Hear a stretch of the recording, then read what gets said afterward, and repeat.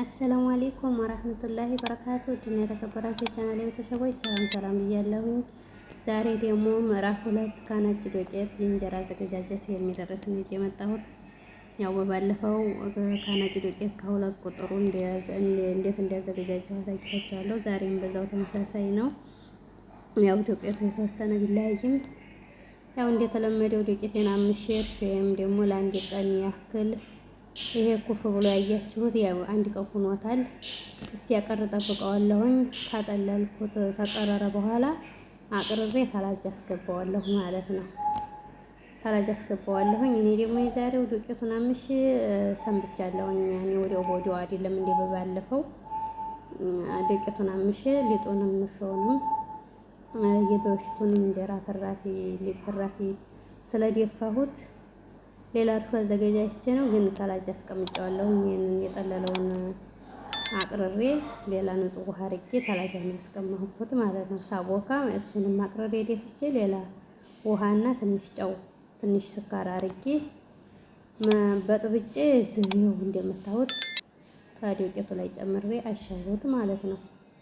እና እህቶች እዚህ ጋር የምነግራችሁ ነገር ነጭ ዱቄት በጣም ሲታመስ ይወዳል። እስቲ ወይብ ድረስ ከለሩን እስቲ ቀይር ድረስ ሲያምሱት በጣም ነው የሚያምረው። ይሄ ደግሞ ማለት ነው የሁለት ቁጥሩ ዱቄት ደግሞ እምሳት አይወድም። ብዙ ጊዜ እንዲታመስ አይፈልግም። እጃችንን ከልከል እስቲ ያረግ ድረስ የተወሰነ ታመሳችሁት፣ ከዛም በላይ በጣም እንዲያታምሱት ማለት ነው። የሆነ አብሲት የበዛበት እንጀራ ነው የሚመስለው። እጅ ላይ ተተጋግሩት ምቾት አይሰጣችሁም። ይልሞጨሞጫል ማለት ነው። እንደገና ደግሞ አይኑ ራሱ እንትን አይፈካም። የመፋፋት ነገር ብዙም አይደለም። የዛሬው ብዙም አልተመቸኝም። ይሄ ደግሞ ምን ያመለክታል? ዱቄቱ በቀደሙና ያሁኑ ተለያይቶብኛል። አንደኛ ከሁለት ቁጥሩም ቢሆን ተለያይቶብኛልና እንደገና ደግሞ አምሼው ነበረ ማለት ነው። በጣም አምሼው ነበር ይመስለኛል። እንደዛ ነው። እሳት ገባ ብሎት ነው። እናንተ ደግሞ ሞቅ አድርጎት እጃችሁን ሲከለክላችሁ ድረስ አድርጋችሁ ሰርታችሁ ተጠቀሙ ማለት ነው። ስጋግር ደግሞ ማለት ነው ስንት ሰዓት እንደቆየ ብቻ በጣም ቆይቷል። ከ5 ሰዓት ከ6 ሰዓት በላይ ይሆነዋል። ሊጡን አቅጥኜ ተተውኩት።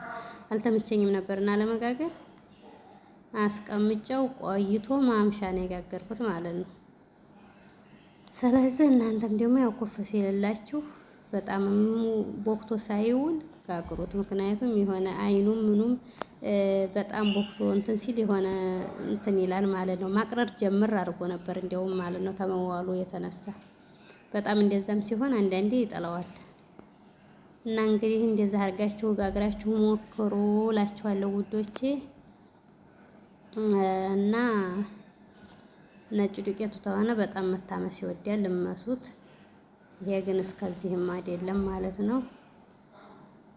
እና ነጭ ምንድነው አፏን ስኳርና ትንሽ ጨው ማድረጋችሁንም አትርሱ። ምክንያቱም በጣም ምንም ጣዕም የለውም። ይኸው ሆኖ ራሱ ማለት ነው ወጥተለለው እና ይሄን ይመስላል እንግዲህ። ደግሞ የወጡ አሰራሩ ደግሞ ወጡን ደግሞ ጓደኛ ናት የምትሰራው። እንግዲህ ተደራጅተናል ማለት ይቻላል። ተደራጅተናል። ወጡን እሷን ነው የሚመለከተው እኔን ሳይሆን። ይሄን ይመስላል እንግዲህ። አፏን ደግሞ ይሄ ማለት ነው እንዲያስቡ የመጀመሪያው እንጀራ ስለሆነ ተለብልቧል ማለት ይቻላል ማለት ነው። አይኑም እንትኑ